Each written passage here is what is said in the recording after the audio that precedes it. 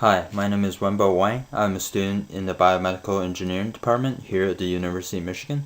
This summer, I worked in Dr. Marianne Mysek's Biomedical Optical Diagnostics Laboratory. I worked on an optical analysis method for tissues. The current gold standard for analysis of these tissues is to use histology, where you take a physical sample from the patient and you look at the sample under a microscope to determine if there are problems with it. This method can be slow, invasive, and very qualitative, so it requires a highly trained individual to accurately determine what is actually wrong with these samples. So our group is looking at a way to use optics to do the same analysis, but quickly, non-invasively, and quantitatively. The optical property we're interested in is fluorescence.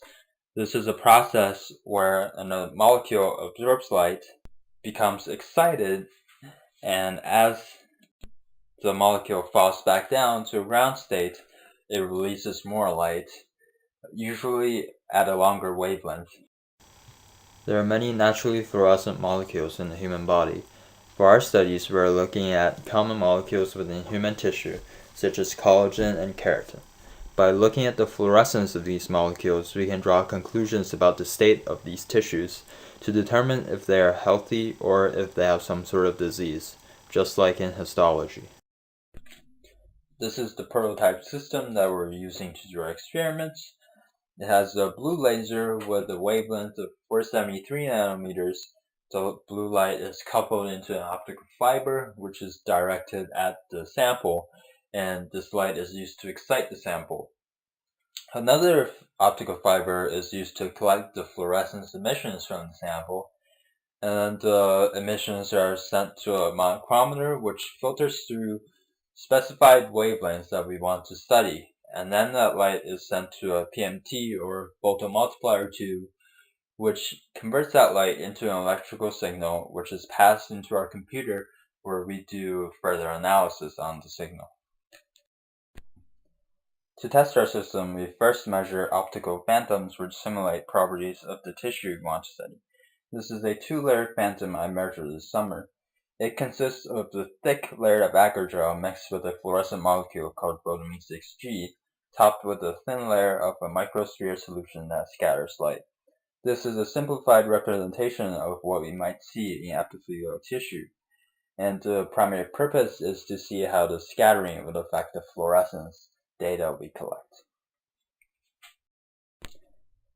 The system collects two types of data, steady state and time resolved. The steady state data is the fluorescence across a specified range of wavelengths. The time resolved data is the fluorescence as a function of time for a particular wavelength. The time resolved data is of more interest to us. By fitting a decaying exponential to the time resolved data, we can get the fluorescence lifetime of the sample, which is the average time it stays in the excited state. This can be very useful in mixtures of multiple fluorophores, since we can fit multi-component exponentials in order to determine what is exactly in the sample and how they each contribute to the overall fluorescence.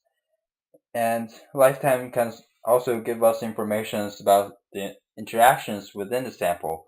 Events such as scattering and fluorescence quenching can affect the lifetime of the sample. I want to thank Sher and Dr. Mysek for giving me this opportunity this summer. I want to thank everyone in the lab for helping me with my work. Thank you.